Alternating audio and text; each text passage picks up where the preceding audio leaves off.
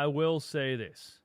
Because I already knew Ben Simmons was a fraud, loser. Like, I already knew that. And I didn't sit down and watch the whole interview. I'm not going to waste an hour or so of my life listening to Ben Simmons talk to JJ Redick. But JJ Redick is a fraud. I want to tell you guys that. JJ Redick is a fraud. JJ Redick did that interview to shed a positive light on Ben Simmons. JJ Redick did that interview.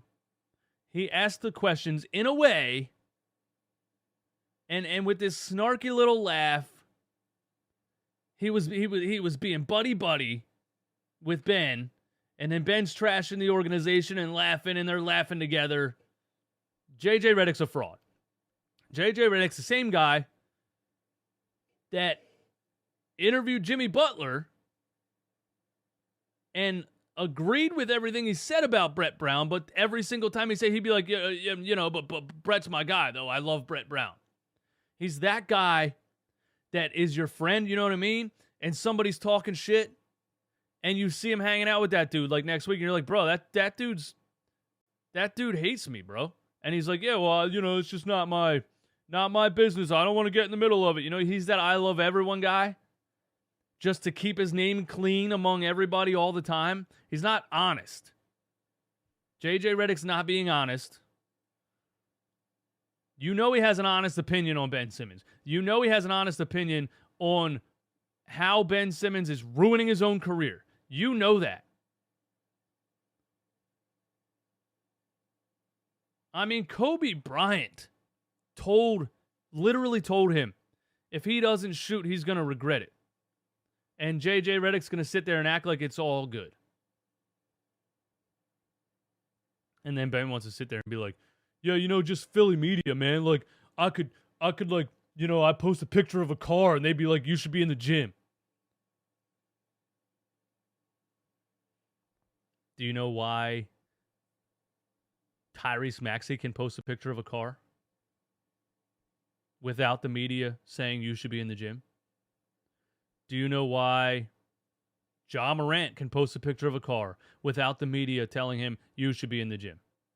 Do you know why almost any other NBA player can post a picture of a car without any media members telling them they should be in the gym? Because they are in the gym. They're always in the gym, and every single year they improve their game. That dude still doesn't understand. He still doesn't understand that the media and the fans were upset with him because he refused to improve his game. He still doesn't get that.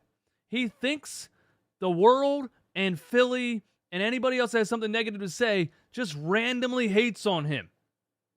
He still doesn't have the self-awareness to understand that people were coming at him because he was not developing. And then he also said on that podcast, they just never stop talking about the shooting. I do other things too. I guard the best guy on the other team. Ben, he still doesn't get it. He still doesn't get it. Nobody's drafting a player number 1 overall after tanking for 3 seasons so that he can play good defense and pass the ball.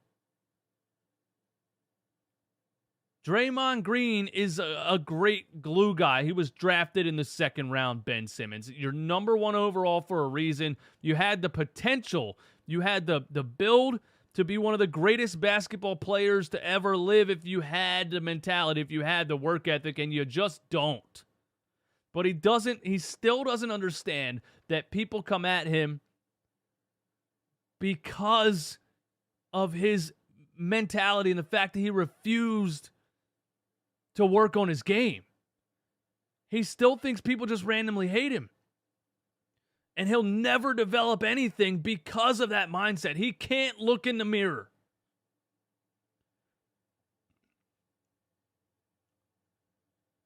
People hyped up Jalen Hurts last season, in my opinion, way higher than he should have been hyped. With the numbers, with the passing numbers, what they were. With the in-depth accuracy percentage numbers, what they were. What did Jalen Hurts do in the offseason? Did he say, oh, all these naysayers, man, they're just haters. I'm already great. I don't have to work on anything. I'm going to continue to do exactly what I'm doing. It's good enough. It's fine. It's good enough. No. He took it all in. He took all the criticism. He watched all the tape. He looked himself in the mirror and he said, I need to work on this, and this if I want to be great. And he went in this offseason and he worked on everything every day. Bro, you couldn't shoot a three-pointer for 5 fucking years. And you don't understand why people tell you to get in the gym. Jalen Hurts went in there one offseason, worked on all of those things, and I myself am blown away at what I'm seeing on the field. I'm seeing better mechanics. I'm seeing better footwork. I'm seeing a tighter spiral. I'm seeing the ball more accurately placed. I'm seeing him read the field like I've never seen him read the field before. One offseason. Tyrese Maxey, rookie season. He could have sat back and said, I outshined what anybody thought I was going to do my rookie season at pick number 21. I am already good. I'm good enough. I'm just going to go hang out in LA all summer. I'm going to come back with the same game. And anybody that thinks me shooting 30% from 3 isn't good enough is just a hater. Did he do that? No. Of course he didn't. Because he has the work ethic that you don't have. His rookie season ended. He could have celebrated that rookie season. He could have praised himself for how good of a rookie season that was. He didn't do that. The season was over. He looked at the tape. He listened to the criticism. He listened to the coaches. And he said, this is what I need to work on. And he went in that gym in one off season and went from a 30% three-point shooter to 42% good enough for third best in the entire damn NBA in one off season. That's why Tyrese Maxey can post a picture of a car and nobody says, get in the gym, because they know he was already in the gym probably 3 times already that day.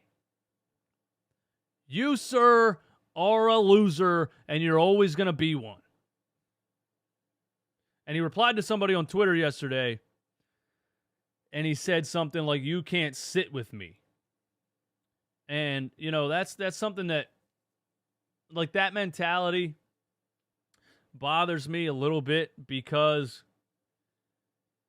Ben Simmons has money because of natural abilities. And now he's on a celebrity status, and he's always going to feel like he's better than a lot of people in the world because of his social status and the money that he has. But he's a loser. And I guess it's frustrating that he's never going to understand that, because he thinks he's great. He's a loser. He only has money and social status because he's 6'11". He's a 6'11" freak of nature. He just had a natural build that 99.9% of human beings will never have. And now he thinks he's better than people, but he's actually a loser. Because anybody else in the world, given the opportunity that he's been given, would give 110% every single day and try to be as good as they can possibly be. And he's a loser. Aiken, Tyrese Maxey's heavily overrated. Insane comment. And Aiken also says, can't call Ben Simmons a loser when his team has a better chance to win the chip.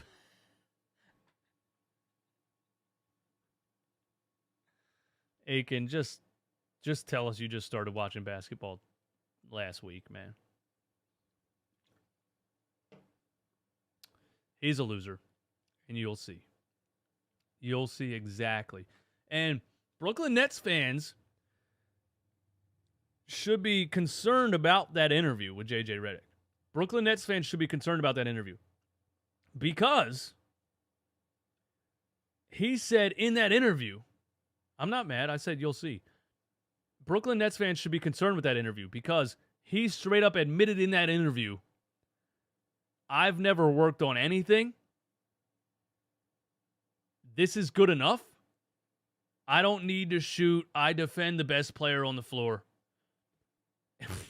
I don't know. If you guys really think his mentality is going to be different and he's all of a sudden going to come out here and drop 40 on the Sixers or whatever you maniacs say every day, you're out of your damn minds.